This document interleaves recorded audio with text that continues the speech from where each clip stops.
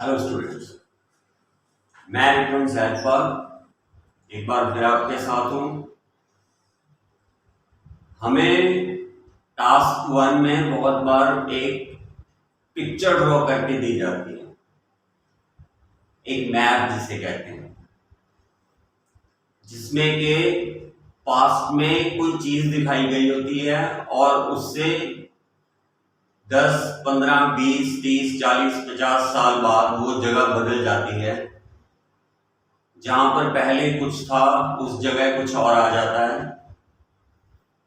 तो उसको हमने कैसे एक्सप्लेन करना है ये मैं आपको आज बताने जा रहा हूं।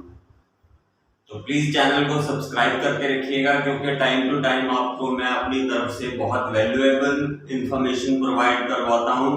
और मेरी कोशिश है कि जितने भी आप स्टूडेंट्स मेरे साथ बने हुए हैं उनको सबसे बेस्ट चीज मैं अपनी तरफ से प्रोवाइड करूं। तो ये मैंने अपनी तरफ से पूरी तरह यूनिक तैयार किया है। आप इसे अच्छी तरह समझ लें, आपके लिए बहुत बेनिफिशियल होगा ये। तो हम स्टार्ट करने जा रहे हैं।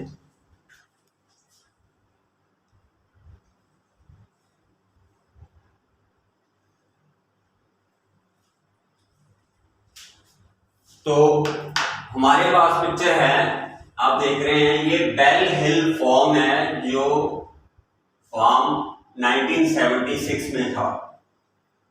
इसमें फॉर फार्मिंग मशीनरी, जहां पर फार्मिंग के लिए जो मशीन्स हैं वो खड़ी की जाती हैं। बार्न कॉर्न, जहां पर कॉर्न की फसलें स्टोरेज की जाती हैं।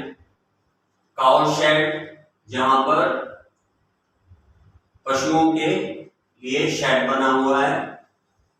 और चिकन्स के लिए एक शेड की तरह बना हुआ है जहां पर चिकन्स रखे जाते हैं।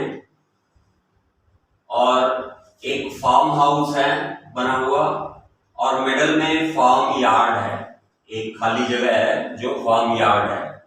और इधर एक रोड है दिखाया गया, ये रोड्स जा रही हैं। तो इसको मैं यहां पर राइट डाउन कर देता हूं।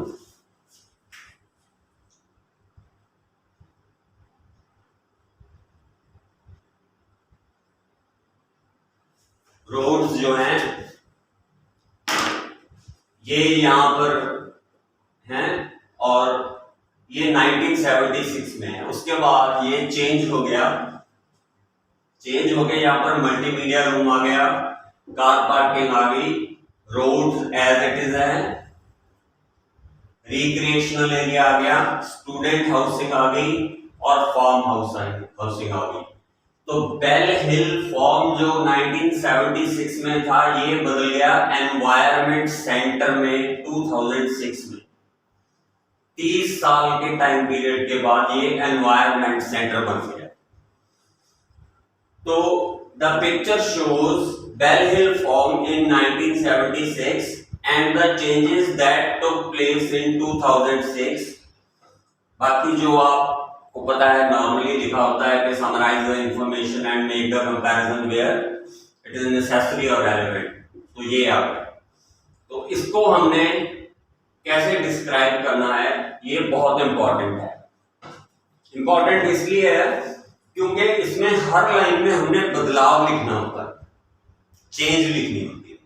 अब चेंज वर्ड को हम बार बार उठाएंगे तो हमारा जो इम्पैक्ट है वो सही नहीं पड़ेगा। तो हमें इसे कैसे एक्सप्लेन करना है जब चीजें बदल जाती हैं, तो ये कॉन्सेप्ट बड़े ध्यान से देख लीजिएगा। फर्स्ट ऑफ ऑल हमें ये सिखाया जाता है mostly the given map.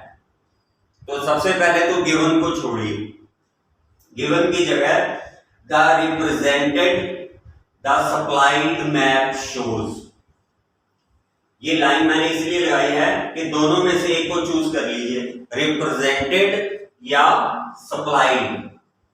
Map shows नहीं लिखना, एक्सपोजेज नहीं लिखना, एग्जिबिट्स नहीं लिखना, डिस्प्लेज। 4 ऑप्शंस हैं। मैं आपको अपनी तरफ से सजेस्ट करूंगा कि आप एग्जिबिट्स यूज करें या एक्सपोजेज यूज करें। So the represented map exhibits the Bell Hill Farm in 1976. Bell Hill Farm जो है वो 1976 and the redoing मतलब जो दोबारा चेंजेस हुई, अल्ट्रेशन यूज कीजिए, रीडूइंग नहीं यूज करना, अल्ट्रेशन यूज कीजिए। तो ये चेंजेस वर्ड नहीं है, यहां पर चेंज वर्ड नहीं है। एंड द रीडूइंग और अल्ट्रेशन दैट टुक प्लेस, जो बदलाव आए ओवर ए पीरियड ऑफ, ये मैंने 30 इयर्स लिखा है यहां पर। तो ये 30 इयर्स मैंने आपको सिर्फ समझाने के लिए लिखा है। अब मैं इस पर ये क्रॉस लगा रहा हूं। प्लीज 30 वर्ड मत मैथमेटिक्स में की तरह मत यूज कीजिए, इसे ऐसे लिखिए 30 इयर्स।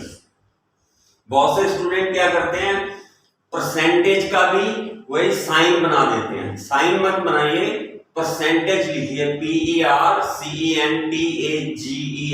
परसेंटेजेस और परसेंटेज, वो सही है। तो 30 इयर्स मैंने यहां पर लिख दिया, लेकिन मैंने क्रॉस लगा के आपको बताया है। तो इसे हम दोबारा एक बार पढ़ते हैं। The represented map exhibits the Bell Hill farm in 1976 and the alteration that took place over a period of 30 years, ये हमारी पहली लाइन है। तो 30 इयर्स 30 साल में वो जो है बदलाव उसमें आया।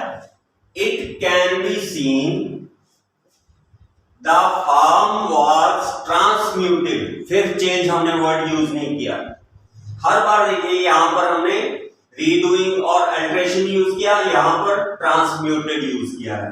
The farm was transmuted into an environment की बड़ी लिखनी है, एनवायरनमेंट सेंटर, सेंटर की सी बड़ी लिखनी है।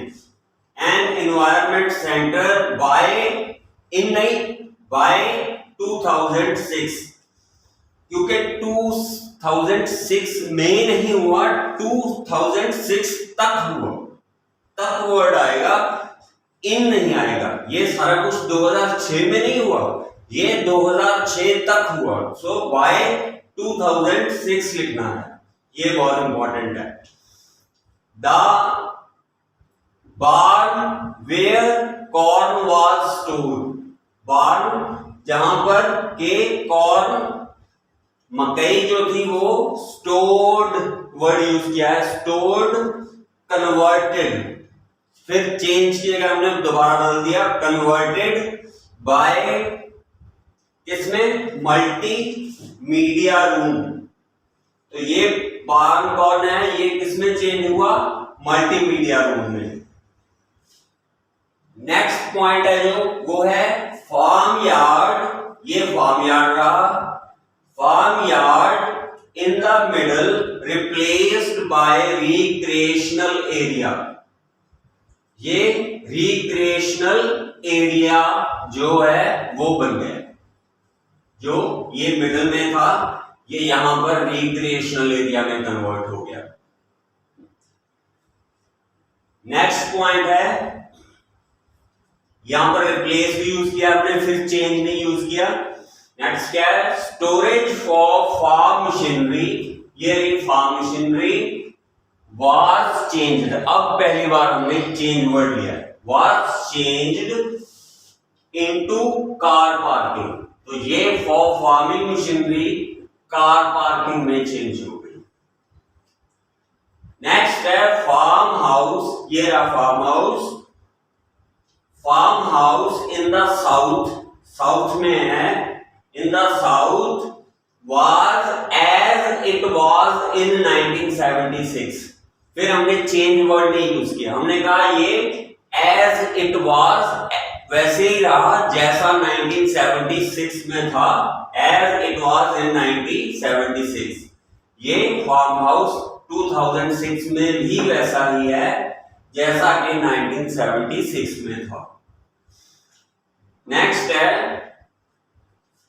The cow shed and poultry area, ये रहा, cow shed and poultry area, ये दोनों उसने उठा लिए।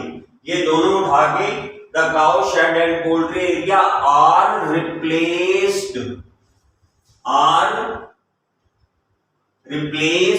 फिर चेंज नहीं यूज किया हमने, अलग वर्ड यूज किया, रिप्लेस्ड इनटू स्टूडेंट हाउसिंग। ये स्टूडेंट हाउसिंग में चेंज हो गया ये वाला सारा। नेक्स्ट है the roads on the west, ये रोड्स जो वेस्ट में हैं वर ऑल्सो नॉट अमेंडेड, इनमें भी कोई बदलाव नहीं हुआ। Roads were also not amended, फिर चेंज को हमने वही वर्ड चीज आ गई, हमने दोबारा एक भी वर्ड दोबारा यूज नहीं किया, जबकि हर लाइन में वो चेंज वर्ड आता है हमारे। नॉट अमेंडेड, ये यहां तक हमने ये सारे पॉइंट्स इसके कवर कर लिए। अब रह गया हमें लास्ट में इसका ओवरऑल में फाइनली वगैरह नहीं लिखना है कुछ। सबसे अच्छा वर्ड है अकॉर्डिंगली, उसके बाद कॉमा डालिए। इट इज परसीव्ड मतलब ये चीज हमारे सामने क्लियर है, हमें क्या चीज दिख रही है वो परसीव हम क्या। अच्छा एक चीज और मैं आपको यहां पर बता दूं कि स्टूडेंट आई और ई में बहुत कंफ्यूज होते हैं कि पहले आई आएगा या ई आएगा इंग्लिश में। तो ये चीज हमेशा माइंड में रखिए कि जब भी सी आ जाए तो सी के बाद हमेशा ई आता है पहले। जैसे आप बिलीव लिखेंगे तो BELIEVE आता है, तो बी के बाद BEL, एल के बाद क्या आता है आई, फिर ई आता है। मोस्टली हर बार पहले आई ही आएगा, लेकिन अगर सी लगा हो या ए की साउंड आई, ए जैसे वेट के क्या स्पेलिंग है WEIGHT। नेबर ने ए, जहां ए की साउंड आए ने NEIGHBOUR नेबर, तो जहां ए की साउंड आए और सी लगा हो वहां पर आई और ई में से पहले ई आएगा, आई बाद में लगेगा। तो ऐसे ही it is perceived that Bell Hill farm of 1976 has gone through a major transformation. फिर वही चेंज वाली वर्ड आ गया, हमने उसकी जगह क्या यूज किया, ट्रांसफॉर्मेशन। हमने ये नहीं कहा कि has completely change, complete change नहीं हुआ। क्यों? रोड्स हैं जो वो नहीं चेंज हुई, फार्म हाउस नहीं चेंज हुआ, दोनों बदले हैं। तो मेजर चेंजेस हो गई हैं, बाकी सब कुछ बदल गया।